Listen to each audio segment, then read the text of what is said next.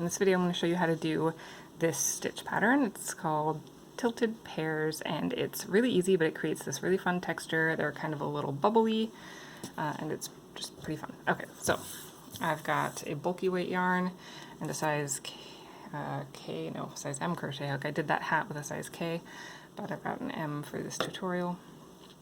So if you're starting with a chain, you're going to want to start with an odd number. So this pattern is worked in multiples of 2 plus 1 extra chain for a starting chain if you're going to need to turn. Now if you're working in the round, you just want an even number of stitches. Or even if you're switching to this stitch pattern from a different pattern in a project, you want to have an even number of stitches. But for your starting chain, even number of stitches plus 1.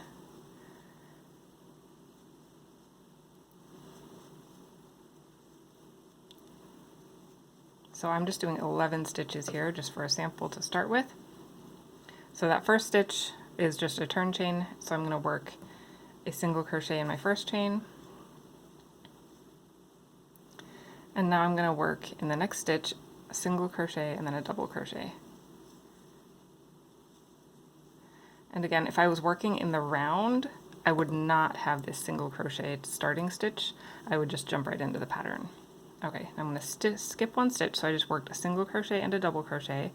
Now I will skip a chain and then a single crochet, double crochet in the next chain.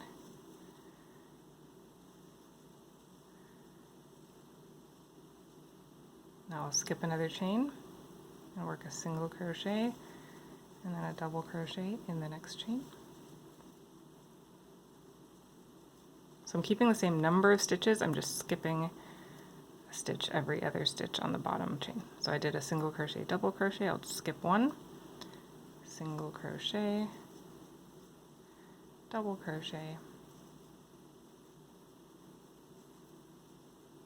skip one, and finish it with a single crochet. So that is our first row.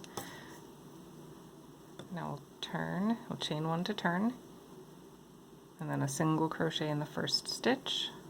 You're always gonna, if you're working in back and forth rows instead of in the round, you're always gonna start and end with a single crochet.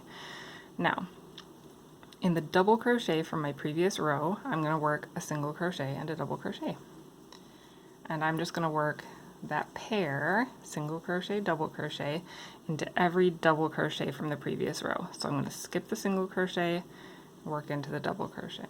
So I'm just skipping every other stitch.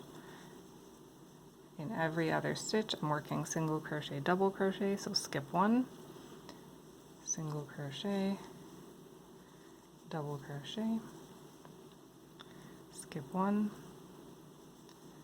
single crochet, double crochet. And now I'm at the end, I'll skip one, and then I'll single crochet in my last stitch to finish the row. I'll do one more row just to make sure you get the hang of it. Chain to turn, single crochet in my first stitch, and now in the top of my previous double crochet, so here's I did a single crochet, double crochet coming this way. In the top of the double crochet, I'm going to do a single crochet, double crochet.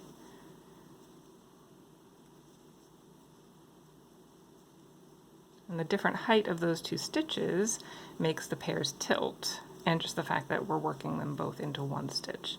So I skipped the single crochet and did the pair in the next double crochet, skip the single crochet, work the pair in the next double crochet,